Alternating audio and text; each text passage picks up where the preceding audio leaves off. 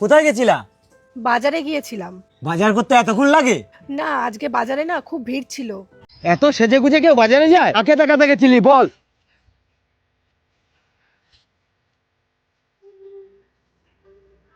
হ্যাঁ হ্যাঁ, ও বলেছে তো যাবে।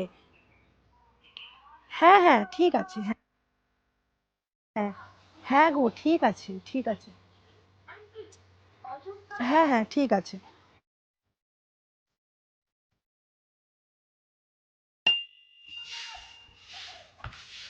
এই কার সাথে কথা বলছিলি? ও, তখন মায়ের সাথে কথা বলছিলাম। কে, তোর মা ফোন করেছিল? আমি কিছু বুঝি না নাকি? সত্যি বলছি, মা ফোন করেছিল। আমাকে গাধা ভাবিস তুই? দিন ফোনে কথা বলবি আর জিজ্ঞাসা করলে বলবি মা ফোন করেছিল? আমি সত্যি বলছি, মা ফোন করেছিল। তুমি কেন আমাকে এত সন্দেহ করো বলো তো? বেশি কথা বলবি না তুই। আজকে থেকে তোর মা বাবার সাথে ফোনে কথা বলা বন্ধ।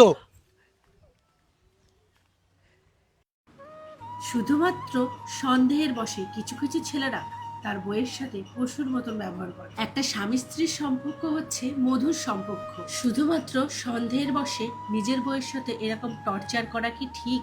তোমরাই বলো। আজও আমাদের সমাজে এরকম অনেক ছেলে আছে যারা বইয়ের ওপরে টর্চার করে, বউকে মারধর করে। তাদেরকে বলছি, বউকে মারধর না করে বউকে একটু ভালোবাসো।